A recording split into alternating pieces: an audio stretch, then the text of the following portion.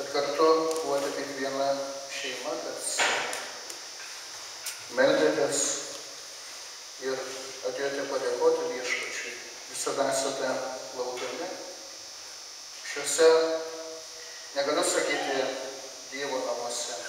Kiekvienas atsinešame galbūt savo tą šventovę, sudarome ją kaip gyvoji bažnyčia. Ir mes labai norėtume, kad Dievas turėtų namus. Štai va tabernakulas mūsų improvizuotas. Uždarėme, pasakėme Labanat, yra tokia giesmė, tai Jėzau yra ten. Kaip sako čia, aš gyvenu savo gyvenimą. Bet Dievas gyvena mūsų širdise. Jis pasirinko mus kaip šventovę pagrindinę. Taigi Dievas visą laiką yra ir visą laiką mato mūsų darbus. Linkiu, kad tikrai ta dirva būtų kuo geresnė. Bet atsiminkime, kad Dievas ateina į kiekvieną dirbą.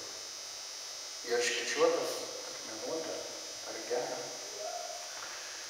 Taigi visiems gražios savaitės ir nepabėgite, pasilikite.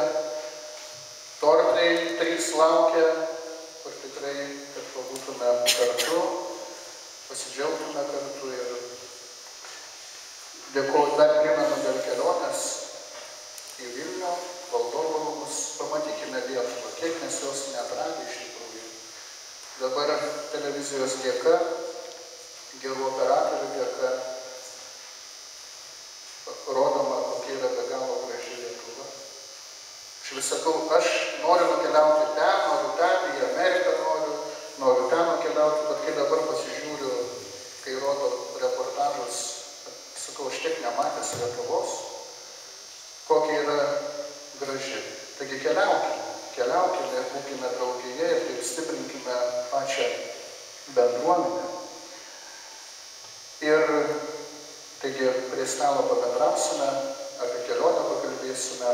Dėkoju dar kartą talkininkams, choristams, kurie skiria savo laiką, vadovijai, patarnautojams, Marijos stadiono nariams, kurie meldžiasi rožinę prieš šventąsias mišias ir jums visiems brangieji už aukas ir maldas.